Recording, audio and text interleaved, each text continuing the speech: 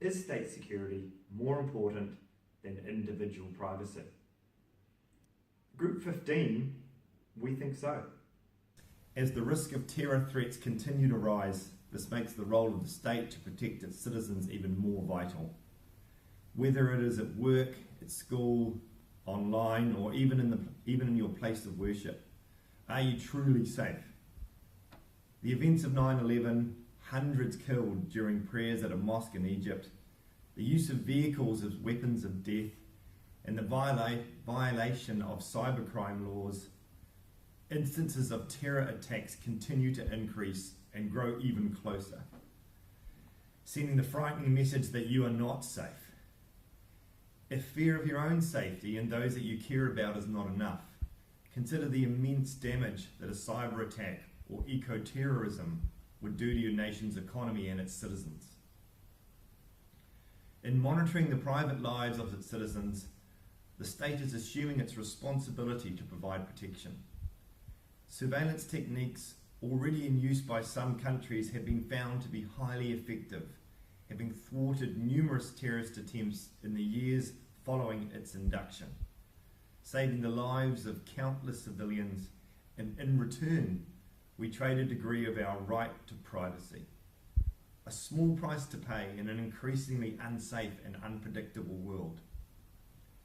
Some believe that the government may abuse their power by needlessly and obtrusively prying into the private lives of its citizens. They feel they have the right to privacy and to not live in a virtual Big Brother where everything they say or do is monitored.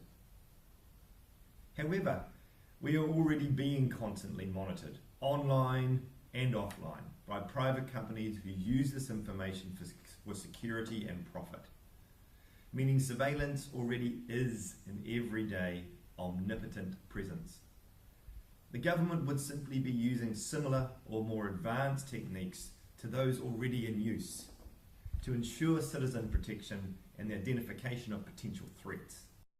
Boyer explains the idea that video surveillance and face recognition systems might have alerted authorities to the terrorists that boarded airlines on September 11 has advanced public acceptance of the technology and motivated a number of airports to evaluate such systems. To help ensure citizens feel secure that the government won't abuse this power, there needs to be a focus on the rules surrounding government monitoring.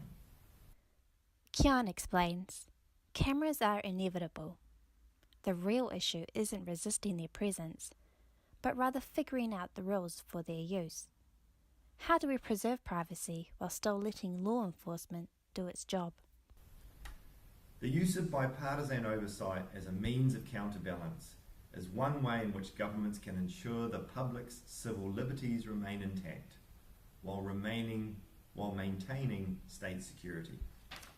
Rather than resist its presence, the public should be more understanding that surveillance is there to ensure their safety and allow the government to do what is necessary to ensure it.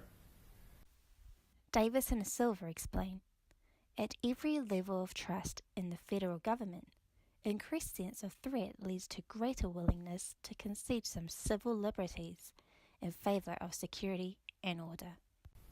In conclusion, in today's world, privacy is a nice concept, but it's simply not possible. In a world where no country is exempt from threat or terrorism, it becomes even more important to concede some rights for the security of the country, making the protection of the people and the nation more important than individual privacy.